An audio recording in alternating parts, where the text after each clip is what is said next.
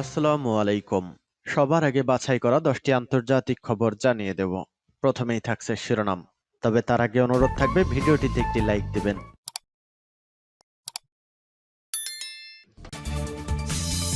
পুরোদমে ইসরায়েল ফিলিস্তিন যুদ্ধ চলছে, জানিয়ে দেব আমাদের হাতে থাকা সর্বশেষ গুরুত্বপূর্ণ আপডেট। আন্তর্জাতিক সংবাদ। মরণ ফাঁদে ইসরায়েল, এবার ইসরায়েলের গলা চেপে ধরেছে ইউরোপের দেশগুলো। ভয়ঙ্কর বিপদে রয়েছে এবার ইহুদিবাদী ইসরায়েলের প্রধানমন্ত্রী বেঞ্জামিন নেতানিয়াহু। দিশেহারা পুরো ইসরায়েল।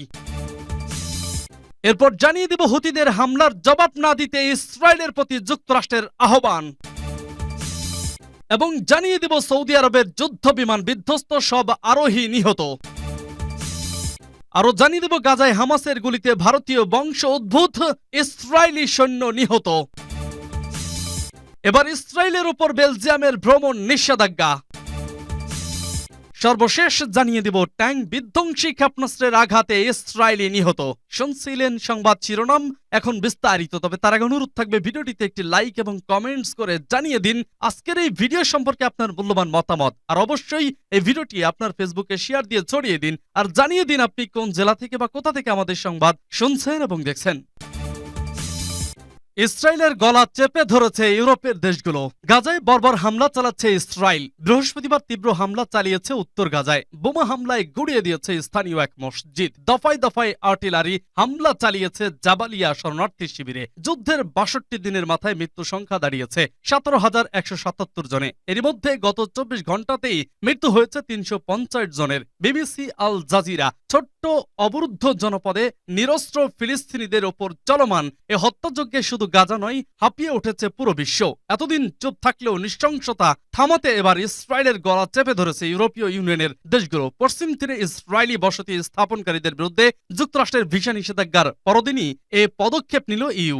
একই পথে পা রাখল ইইউ দেশ বেলজিয়াম। বুধবার দেশটির প্রধানমন্ত্রী আলেকজান্ডার ডি ক্রু বলেছেন, পশ্চিম তীরে ফিলিস্তিনিদের উপর হামলাকারী ইসরায়েলি বসতি স্থাপনকারীরা বেলজিয়ামে প্রবেশে বাধার সম্মুখীন হবে। ইইউ এর আরেক দেশ ইসরায়েল মিত্র জার্মানিও নাম লেখাচ্ছে এই তালিকায়। শুধু তাই নয়, বৃহস্পতিবার রয়টার্সের খবরে বলা হয়েছে, ইসরায়েলি বসতি স্থাপনকারীদের বিরুদ্ধে ইইউকে নিষেধাজ্ঞা দেওয়ার আহ্বান জানিয়েছে জার্মানি। পশ্চিম তীরে ফিলিস্তিনিদের বিরুদ্ধে ইহুদি বসতি স্থাপনকারীদের সহিংসতা প্রতিরোধে মঙ্গলবার যুক্তরাষ্ট্র ইসরায়েল অধিকৃত অঞ্চলে সহিংসতায় জড়িত ব্যক্তিদের উপর ভিসা নিষেধাজ্ঞা আরোপ করেছে। এর প্রেক্ষিতে জার্মানির সোশ্যাল ডেমোক্রেটিক পার্লামেন্টের গ্রুপের পররাষ্ট্রনীতির মুখপাত্র নিলস স্লিট রয়টার্সকে বলেছেন, ইইউ যদি সহিংস বসতি স্থাপনকারীদের বিরুদ্ধে মার্কিন নিষেধাজ্ঞায় যোগ দেয় তবে এটি ভালো হবে।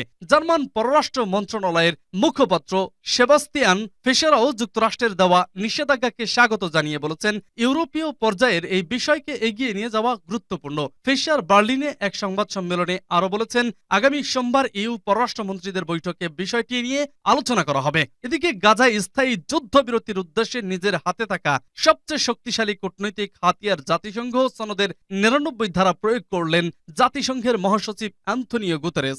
এই ক্ষমতা বলেই গাজা উপত্যকায় যুদ্ধবিরতি নিয়ে আলোচনা করার জন্য জাতিসংঘ নিরাপত্তা পরিষদের সভা আহ্বান করেছেন তিনি। এতে ক্ষুব্ধ হয়ে গুতেরেসকে বিশ্ব শান্তির জন্য বিপদ হিসেবে অবহিত করেছে ইসরায়েল। তেল আবিবের বক্তব্য হামাসকে সমর্থন করেছেন মহাসচিব। হুতিদের হামলার জবাব না দিতে ইসরায়েলের প্রতি যুক্তরাষ্ট্রের আহ্বান। ফিলিস্তিনের গাজা উপত্যকার উপর নির্বিচার বিমান হামলার জবাব দিতে ইসরায়েলের বিভিন্ন অবৈধ বসতি লক্ষ্য করে প্রায়ই হামলা চালাচ্ছে ইয়েমেনের হুতি বিদ্রোহীরা। তবে মার্কিন সংবাদ মাধ্যম ওয়াল স্ট্রিট জার্নাল এক প্রতিবেদনে জানিয়েছে, ইরান সমর্থিত হুতিদের হামলার জবাবে পাল্টা হামলা না চালাতে ইসরায়েলের প্রতি আহ্বান জানিয়েছে যুক্তরাষ্ট্র। যুক্তরাষ্ট্রের সরকারি কর্মকর্তাদের বরাতে সংবাদ মাধ্যমটি জানিয়েছে, তাদের আশঙ্কা যদি ইসরায়েল হামলার জবাব দিতে হুতিদের লক্ষ্য করে ইয়েমেনে হামলা চালায় তাহলে বর্তমান যুদ্ধ এই অঞ্চলের অন্যান্য জায়গায় ছড়িয়ে যেতে পারে। ওয়াল স্ট্রিট জার্নাল আরো জানিয়েছে, যুক্তরাষ্ট্র ইসরায়েলকে জানিয়েছে হুতিদের হামলার জবাব দিতে সমুদ্র মার্কিন জাহাজ রয়েছে। এর মধ্যে ইসরায়েলকে লক্ষ্য করে হুতিরা যেসব ক্ষেপণাস্ত্র ড্রোন হামলা চালিয়েছে সেগুলোর বেশ কয়েকটি মার্কিন যুদ্ধ জাহাজ ভূপাতিত করেছে, আর বাকিগুলো ভূপাতিত করেছে ইসরায়েলের প্রতিরক্ষা ব্যবস্থা। গত ৭ অক্টোবর হামাস ও ইসরায়েলের যুদ্ধ শুরুর পর ইরান সমর্থিত সমর্থিত সশস্ত্র গোষ্ঠীগুলো এরই সঙ্গে জড়ায়। এরই মধ্যে ব্যতিক্রম হলো হুতি বিদ্রোহীরা। তারা ইসরায়েলকে লক্ষ্য করে ড্রোন ও ক্ষেপণাস্ত্র হামলা চালানো ছাড়াও লোহিত সাগরে ইসরায়েলের মালিকানাধীন সামুদ্রিক পণ্যবাহী জাহাজ আটক করেছে। এছাড়া এক সপ্তাহ আগে ইসরায়েলের কয়েকটি জাহাজে একসঙ্গে ড্রোন ও ক্ষেপণাস্ত্র হামলা চালায় তারা। ইসরায়েলি জাহাজের পাশাপাশি সেখানে উপস্থিত যুক্তরাষ্ট্রের একটি যুদ্ধ জাহাজেও হামলা চালিয়েছে হুতিরা। সূত্র ওয়াল স্ট্রিট জার্নাল। সৌদি আরবের যুদ্ধ বিমান বিধ্বস্ত, সব আরোহী নিহত। সৌদি আরবের প্রতিরক্ষা মন্ত্রণালয় জানিয়েছে বৃহস্পতিবার একটি প্রশিক্ষণ মিশনের সময় তাদের একটি যুদ্ধ বিমান বিধ্বস্ত হয়েছে। এতে বিমানে থাকা সব সেনা নিহত হয়েছে। তবে বিমানটিতে ঠিক কতজন সেনা ছিল তা জানা যায়নি। সৌদি পররাষ্ট্র মন্ত্রণালয়ের মুখপাত্র ব্রিগেডিয়ার জেনারেল তুর্কি আল মালিকি জানান, দাহরানের কিং আব্দুল আজিজ বিমান ঘাঁটিতে নিয়মিত প্রশিক্ষণের সময় একটি F-15 যুদ্ধ বিমান বিধ্বস্ত হয়। তবে কি কারণে বিমানটি বিধ্বস্ত হয়েছে তা জানার জন্য তদন্ত শুরু করা হয়েছে। এর আগে গত জুলাইয়ে খামিস মোশাইতে প্রশিক্ষণের সময় সৌদি আরবের একটি F-15 বিমান বিধ্বস্ত হয়। গত বছরের নভেম্বরে কিং আব্দুল আজিজ বিমান ঘাঁটিতে কারিগরি ত্রুটির কারণে আরেকটি F-15 বিমান বিধ্বস্ত হয়। সূত্র আল আরাবিয়া। গাজায় হামাসের গুলিতে ভারতীয় বংশোদ্ভূত ইসরায়েলি সৈন্য নিহত। অবরুদ্ধ গাজা উপত্যকায় হামাসের সাথে বন্দুক যুদ্ধে ভারতীয় বংশোদ্ভূত 34 বছর বয়সী ইসরায়েলি এক সৈন্য নিহত হয়েছেন। চলতি সপ্তাহে গাজা উপত্যকায় হামাসের সাথে লড়াইয়ের সময় তিনি নিহত হয়েছেন বলে ভারতীয় সরকারি বার্তা সংস্থা পিটিআই জানিয়েছে। ইসরায়েলি সামরিক বাহিনীর কর্মকর্তারা বলেছেন, মঙ্গলবার গাজায় সার্জেন্ট গিল ড্যানিয়েলস নিহত হয়েছেন। বুধবার তার নিজ শহর আশদোদের সামরিক কবরস্থানে শেষকৃত্য সম্পন্ন হয়েছে। গাজা উপত্যকায় যুদ্ধের সময় গিল ছাড়াও আরো 2 সৈন্য নিহত হয়েছেন বলে ইসরায়েলের প্রতিরক্ষা বাহিনী নিশ্চিত করেছে। এক বিবৃতিতে ইন্ডিয়ান ইহুদি হেরিটেজ সেন্টার বলেছে, ইসরায়েল এই নিষ্ঠুর যুদ্ধে অনেক সৈন্য হারিয়েছে। তারা সেরা ছেলে মেয়ে যারা ইসরায়েলের পুরো জাতির সম্মানের জন্য লড়াই করতে দাঁড়িয়েছিল। আমরা আইডিএফ সৈন্য সার্জেন্ট গিল ড্যানিয়েলসের মৃত্যুতে শোকাহত। এতে বলা হয়েছে, যুদ্ধ শুরুর কয়েকদিন পর গত 10 অক্টোবর গিল রিজার্ভ সৈন্যদের তালিকায় নাম নিবন্ধন করেছিলেন। হিব্রু ইউনিভার্সিটির স্কুল অব ফার্মেসি থেকে স্নাতকোত্তর সম্পন্ন করেছিলেন তিনি। গিলের বন্ধু তিরজা লাভি বলেন, গিল ছিলেন অত্যন্ত মেধাবী এবং মহৎ মনের মানুষ। মাত্র 1 মাস আগেই বাগদান সম্পন্ন হয়েছিল তার। বেনি ইসরায়েলের সম্প্রদায়ের সদস্য ছিলেন গিল। ভারতের মহারাষ্ট্র প্রদেশে তার স্বজনদের বসবাস রয়েছে। গত 7 অক্টোবর হামাসের সাথে ইসরায়েলের যুদ্ধ শুরু হওয়ার পর থেকে এখন পর্যন্ত 4 শতাধিক ইসরায়েলি সৈন্যের প্রাণহানি ঘটেছে। কেবল গাজায় স্থল অভিযানে অংশ নেওয়া অন্তত 86 ইসরায়েলি সৈন্য হামাসের হামলায় নিহত হয়েছেন। হামাস ইসরায়েল চলমান যুদ্ধে ভারতীয় বংশোদ্ভূত অন্তত 4 ইসরায়েলি সেনার প্রাণ গেছে। এবার ইসরায়েলের ওপর বেলজিয়ামের ভ্রমণ নিষেধাজ্ঞা।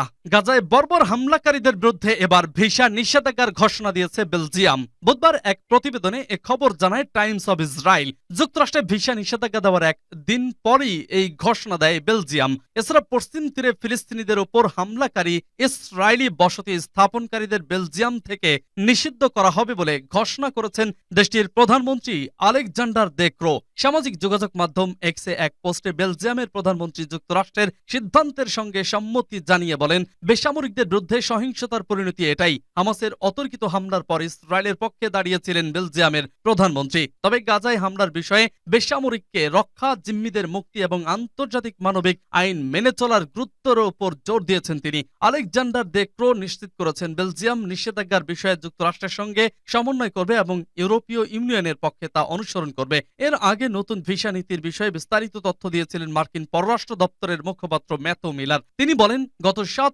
অক্টোবরের পর থেকে পশ্চিম তীরে বেসামরিক নাগরিকদের বিরুদ্ধে হিংসাত্মক কর্মকাণ্ড উদ্বেগজনক হারে বৃদ্ধি পেয়েছে। যারা সহিংসতার সঙ্গে জড়িত তাদের ও পরিবারের ভিসা নিষেধাজ্ঞা কার্যকর হবে বলে জানান মিলার।